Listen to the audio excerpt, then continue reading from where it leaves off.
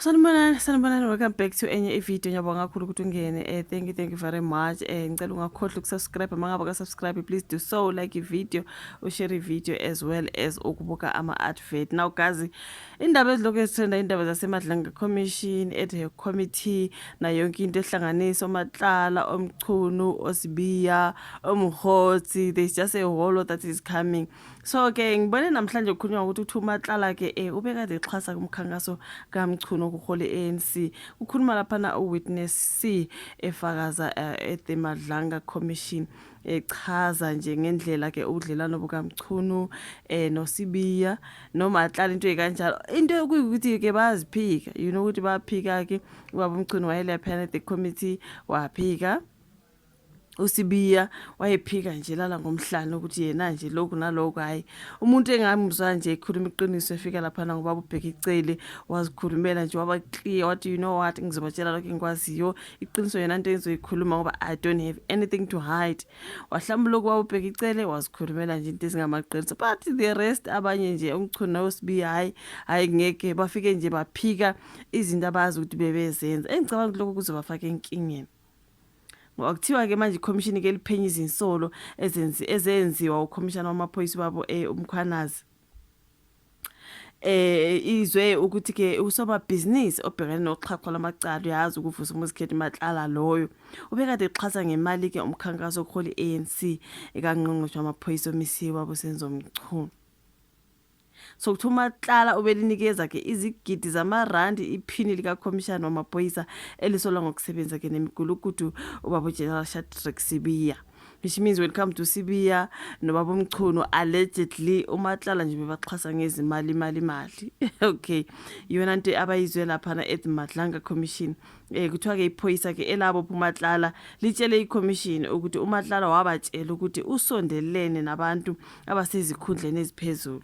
Okay, so leli policy igama lakhe ligodliwe ke lidlale inkulumo eqoshiwe lapho bekhuluma khona noMatlala. Ngibonile ke i-recording kaMatlala, you know what, there's a whole lot kodwa mina ezinto ngoba ngiyasaba ukuziposta you guys, angazi ukuthi ngizoyiposta yini le recording kaMatlala noma ngizoyiyeka ngoba umsebenzi waseMadlanga Commission angikwazi you guys like ama videos alaphana ngiwathathe, angazi. I'll do something when it comes to that particular Matlala recording. Okay, so yeah man you guys, kuthiwa ke igama lakhe kodwa ligodliwe lapho bekhuluma ke khona noMatlala. So inkulumo yaqoshwa ke ngesikhathi uMatlala eboshelwa icala lokuzama ukubulala ke uTebogo Thobejane.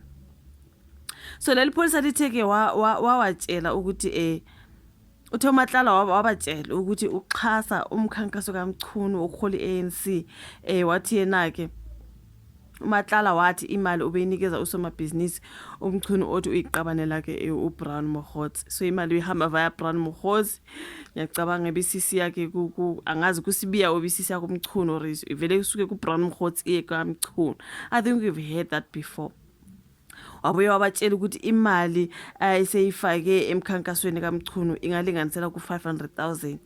Wabuye wabatshela ukuthi ke wakhokhela izindleko zabantu abasondelene noMchunu zokuya emcimbini okugubha usuku okwasungulwa ngalo ke ANC iJanuary 8. So wabuye wathi ke wabatshela ukuthi wayengakholwa ukuthi uzophumelela umkhanso kaMchunu wokuhola iANC. Remember kwakhona ukuthi baba uMchunu ufuna ukuba ngupresident, yonke leyo nto iyona into ayicela ukuthi uvuse umuzi Matlala amsize ngayo. Cabanga the whole minister uyacela na the whole sigebengu ukuthi simsize ke ukuze yena azokwazi ke ukukhankasela ukuba upresident. Uminister enjani loyo yona into ebisenziwa ke ngoba futhi nje hayi minister kodwa uminister wamaphoyisa, you know what I mean, esebenzisana nesigebengu ukuthi ungisize mfethu ngixhaselana ngikhankasela ukuba ke upresident ozayo weANC.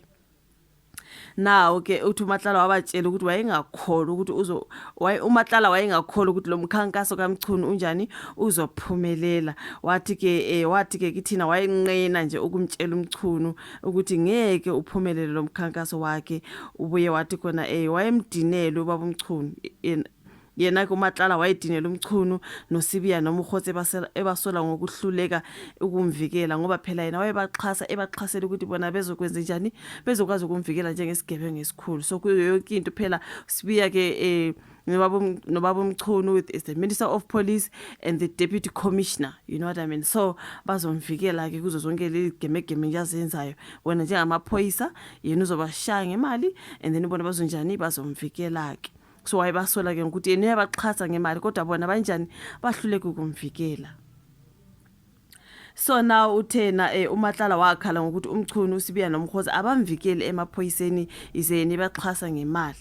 Okwakumkhalisa kakhulu kuhoxiswa kwethenda yakhe emaphoyiseni wayesabisa ngokuthi ufuna ukuya enkantolo eyombula uMchunu izinqeke. Khumbula kwathiwa ithenda le bayivala ke wayezoyithola ke uMatlala ithenda ka 360 million. You know yabuye yablock into ekanjalo so ke wayecasulwa yiloko ekhala ngokuthi uMchunu noSibiya noMkhosi abamvikeli njalo leli thenda ke selela hoxiswa ke ithenda lakhe lasemaphoyiseni yona ke into yayimcasula leyo Matlala wabuye wabatshela kuMatlala ukuthi ubenikeza uSibiya imali engango 500,000 rands.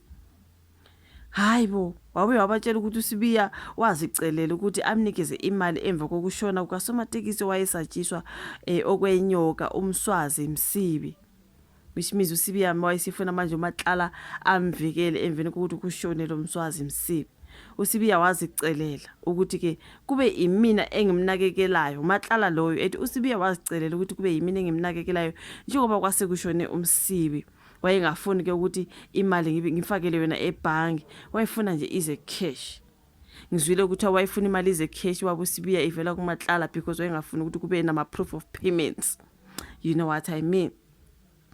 So wayezicelela ke ukuthi uMatlala abe nguyena omnakekelayo njengoba sekushona uMsibi nje naye ke uMatlala ngale nje ke sigebe ngesikhulu ezofikela uSibiya kuyo yonke inkinga angahlangabezana nayo njengo Deputy Commissioner wamaphoyisa. uMatlala bebesebenza naye bafowethu ayingeke inzima lethu so wayesitshela ke la amaphoyisa akade imphenya mhlawumbe ke ukuthi okay lokhu nalokhu mina bengikwenza ngikwenzela uMchunu noSibiya. So uSibiya usile uSibiya wayengafuni imali ize via banks wayethi ayize cash ngoba uyazi ukuthi mayingangena ebhanki kuzoba nama transfers and then azokwazi ukutrackishwa into ekanjalo. Hayi ngeke bahlakaniphile. Kodwa ke kubasize ngani ngoba nakho bezobhadla nje for yonke lento ade beyenza noMatlala. uMatlala uthe kona enye imali wathengela ngayo uSibiya indawo eqashisa. Wayeqashisana uSibiya. Ufakazi uthi uMatlala wabatshela ukuthi wayephuma ukuyobonana nowayengukhomishana wamaphoyisa uNkosikazi Ria Phirha ngesikhathi ezoboshwa akachazanga ke kodwa ukuthi ayekade ixoxa noNkosikazi Phirha yini. Yona into eviziwe laphana ngoMatlala adekade khuluma ke ngobudlelwane bakhe noSibiya noMchunu noBran Mokhotsi. Kodwa bonke mabebuzwa nje bayaphika. Kodwa hayi ngeke bafowethu like eziphumayo ziningi zikhona ezinye mina ngisaba nje nokuthi ngithi upload on my channel ngoba afuni ukusudinga ovusa uMatlala, you know what I mean. Kuningi nje bafowethu like izinto eziphumayo lapha eMadlanga Commission. Hayi ngempela there's just a whole lot but angazi ke ishuva la comment section lona dabolo kaMatlala ke ezikhulumela ukuthi wayebaxhasa kanjani ngemali na kanjani cash or transfers uMchunu zonke abaziphikayo kodwa uMatlala ke uyazikhupha ukuthi hayibo kwakuyilokhu nalokhu phela yena uboshiwe bona ba free so ngeke phela zafe yedwa hayibo. Akazi kunzima ishuva la comment section like i video subscribe share so hlangana kwenye zayo bye.